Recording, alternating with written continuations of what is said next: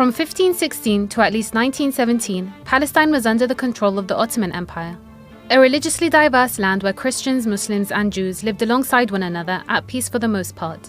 Then in the early 1900s, a small number of European Jews were trying to drum up support for Zionism and the establishment of a Jewish homeland.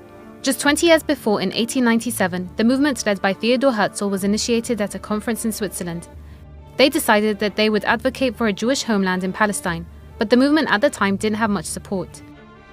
And at the time, only around 8% of the population of Palestine was Jewish. At the same time, Arab nationalism was on the rise and many Palestinians wanted an independent state. Imperial Britain knew of both the ambitions of Zionists and Palestinians and used the situation to bolster their own interests. In 1914, amid World War I, Britain went to war with the Ottoman Empire. And in 1915, Henry McMahon, Britain's representative in Cairo, approached Arab leaders with a proposal. Britain would agree to Arab independence if they helped fight against the Ottomans.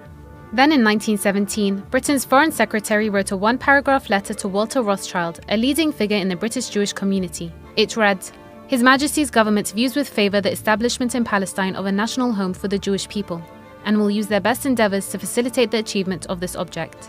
This letter became known as the Balfour Declaration, and it was in stark contrast to a declaration of the British and French armies in 1918, which assured the people of Syria, Palestine, and Mesopotamia of autonomy. So what was going on? Britain had promised independence to the Arabs that lived in Palestine, but then also promised a homeland for Jews on land that was already inhabited. Was Britain just transferring land that did not belong to them to whoever they liked?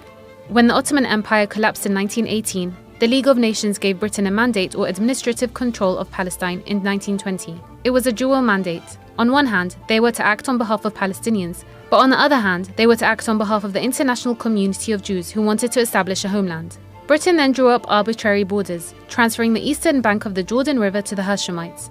It was under the British mandate that Jews from Europe began to immigrate to Palestine and buy up land. The Jewish population in Palestine grew tenfold, from 60,000 to more than 600,000 between 1918 and 1947. Many Palestinians saw the mass influx of Jews as a European colonial movement, so as one might expect, it led to conflict.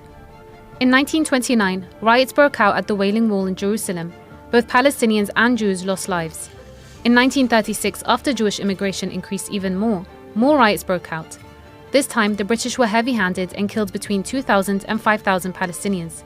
A Royal British Commission concluded that because Britain had allowed mass immigration, Palestine had two distinct societies that couldn't be reconciled. They recommended a partition of the land. The Arab Higher Committee rejected this, saying it was all their land. Britain then banned the Arab Higher Commission. They introduced the White Paper of 1939. It stated that Palestine should be a binational state inhabited by Jews and Palestinians, but that Jewish immigration would be limited for 5 years. But illegal immigration still went on, and violence continued to erupt. And when Britain couldn't handle the mess they had a part in creating, they handed the country back to the UN in 1948. The UN then decided to partition Palestine.